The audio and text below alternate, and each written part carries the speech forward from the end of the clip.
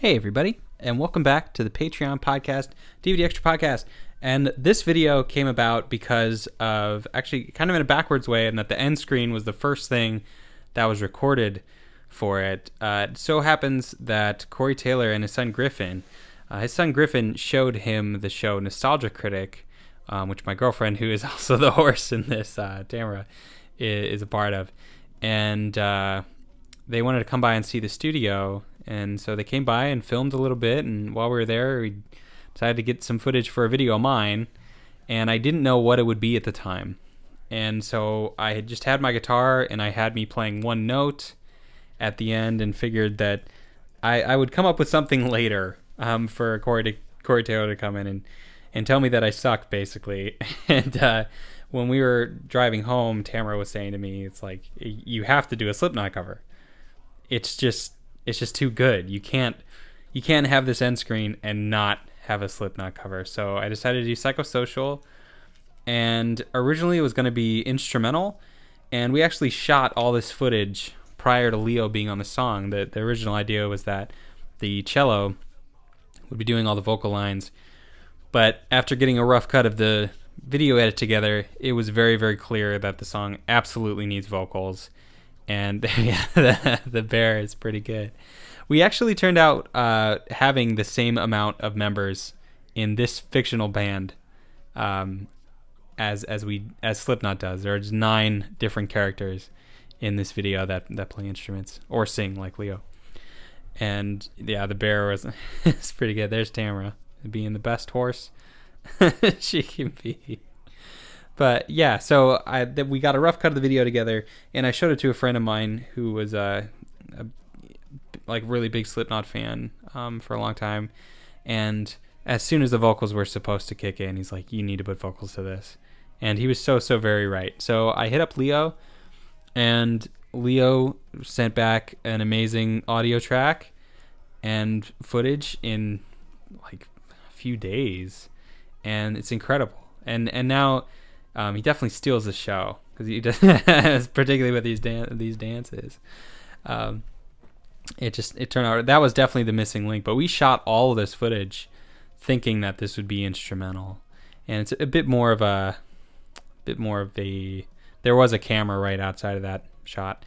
This solo was pretty hard to do, but I think it turned out pretty cool. I added a few things to the solo that were a bit more banjo-y, and that's of course a callback to back to the hats. A callback to. Some of the shots in the videos, like when he brings his guitar around and kind of flips it and it just falls. And so the idea here was, in order to have it work with the end screen that I got, I wanted it to kind of devolve into weirdness and things to just, yeah. The shot, that's shot in the barn. All of this stuff is meant to look like it was all at the same place, but it all is at the same place, of course, except for Leo, of course, because he lives in Norway. But that is inside this barn, and this was kind of, Jake got this barn, access to it, through, I don't know, like a friend of a friend or something. A couple recently bought it. This is way out in rural Illinois, and they want to rehab it, but before it's rehabbed, you know, it can make for some pretty good footage for a video like that. And then there is Ken, who is my friend Ken, who was in a band with me a long time ago called Squirrel in a Spacesuit. He's now back at the drums, but for that quick shot, we had him put on my clothes and the banjo, and then I come in and kind of take over and bring the 8-string in there. And I think it's a cool way, it's a cool spot to end the video at, to really expand against this breakdown, which in my case is like my favorite part of the song, and make it really, really weird. Then have it end on a super low note, boom, so that we can cut right here to the end screen that we got at the Channel Awesome office. And I think it works pretty well, especially with the song continuing to get weirder and weirder and weirder. And right at the end, we edited in like all the different, kind of looping together all the different cast of characters that were in the video, so that it is really powerful when he comes in and goes, "What the fuck was that?" And yeah, we did quite a few other takes of the end screen there, but the one where he couldn't get through it and just started laughing was definitely the most enjoyable. The other ones were really funny too. Maybe I'll put them on the second channel at some point. I'm not sure, but the one where we couldn't get through it and just started laughing, I thought was pretty good. And like reaffirms too that like it's just a silly thing. So yeah, anything else I need to say about this one? We got me as the bear. We got one there. We got Ken on the extra percussion. We have Tamara as the horse on drums. And that's kind of a continuation of the running gag that the horse is playing the drums. In the earlier videos, when there was no one playing the drums, but there were horses in the video, that was like a top comment at one point and turned into kind of a joke that would regularly come up. And so we built on that in maybe one of the Metallica covers, where for one quick drum fill, we got a shot of a horse standing in front of 2 drums. And that was definitely a highlight of the banjo videos for sure.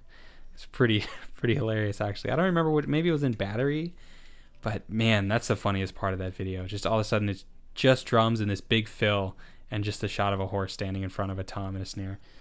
But anyway, and then we got Jeff on the upright bass, Jeffing it up, doing a great Jeff job. Then me on the banjo, me regular, me doing the solo in the Jim Root mask, and then Leo, of course, on vocals. So 9 members. Cool. And then the owners of the place helped out a bit too.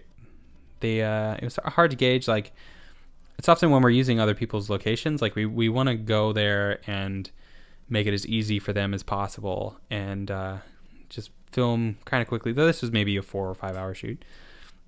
Film quickly and not be in their hair too much. But this time it seemed like the couple who owned the house were kind of into it and wanted to be a part of it. So they helped those hats that are being thrown around. That's them throwing hats at us as we're performing.